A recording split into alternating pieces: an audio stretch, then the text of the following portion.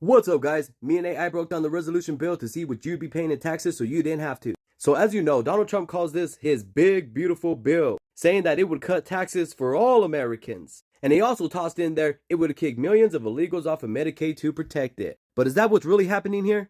I think Representative Gomez says it best. The next page in 2031, anyone making less than 15,000 sees that. Check this out. I thought this was a mistake. I thought I was not reading this correctly.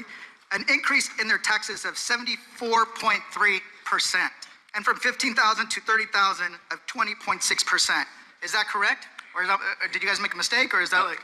No mistake in the numbers. No mistake in the numbers. So let's break this all down and see what it means. So these are for incomes $30,000 or less. If you worked 40 hours per week and you made $19.15 an hour and your gross pay was $766 and they taxed you at 20.6%, they would be taking $157.40 a week, you guys. A week. That is nearly $630 per month and over $8,100 a year in taxes that they're taking. On top of the fact that you don't even qualify for Medicaid if you make that much, which they're already cutting anyway. So they would force you to pay for your own insurance on top of that, which would take out over another $100. Oh, but it gets a lot better than this. Watch when I get to the 74%. These are for incomes $15,000 or less, which is about minimum wage, which is $7.80 an hour. You work 40 hours per week. Your gross pay is $312 per week, okay?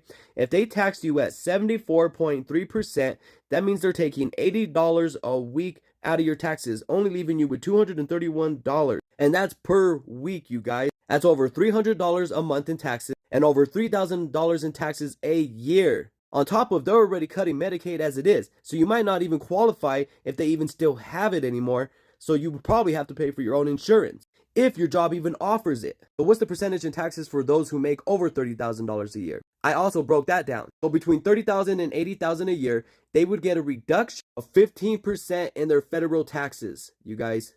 They're getting a reduction, okay? Lower income families spend more of their income on basic needs, so taxing them more reduces consumer demand, which drives 70% of the US economy. If a family is only making $15,000 a year and loses $2,000 to taxes, they spend less at local businesses, which directly hurts the economy activity. Now, they'll try to tell you this is the trickle-down theory, because we already know the billionaires and the corporations are getting the tax cuts. This representative says it the best. Using your numbers, and it looks to me like we are providing, under the Republican bill, the average tax cut for a taxpayer who's making more than $1 million a year. Somebody who's pretty comfortable in our society, more than $1 million in a single year. They get 310 times the average tax cut for taxpayers making less than $50,000 a year. I don't call that prioritizing the working class wherever you came from, prioritizing the people that are out there providing the services that make America go. I call it more trickle-down economics, that a little will come dribbling down to those who are working hard out there, from Elon Musk and all the people that were on the front row behind the president at his inauguration. It's pretty clear where the focus is, where the whole purpose of this tax proposal is. It's not to help working America. It's to take from those who are working their health care, their future, and use those proceeds and a trillion and trillions of dollars of debt to provide more benefits to the billionaire class. Exactly. Trickle-down theory is a lie. The wealth gap has widened, not shrunk. Since the 1980s, trickle-down policies became popular. Starting with Reaganomics, the top 1% have seen a massive growth. The middle class has shrunk. Haven't you noticed? Not a lot of people are buying houses these days. Wages for most workers have stagnated because they make the middle class bear the burden. While the wealthy gain more power and capital on top of getting huge tax breaks, working families pay more in sales tax, fees, and reduced public services. And when they cut social programs like education and healthcare, this hurts lower income families. And with fewer government services and the cost of living going higher, middle class ends up paying more to stay afloat.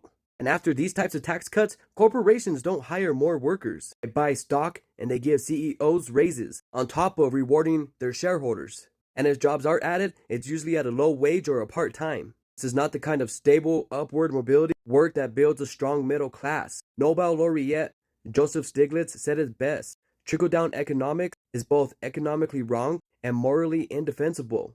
So what's the alternative? Well, we can make corporations and the ultra-rich pay their fair share. They could invest in the people, like healthcare, education, small business support. Bring this all together, and this helps wage growth. It can also make policies that help lift incomes from the bottom and middle up to enrich all of us and not just themselves. So let me know what you guys think. Are you worried or you're not worried? Share this with everybody because this bill could hurt a lot of people. I appreciate you guys watching, and until next violation, we'll see ya. Peace.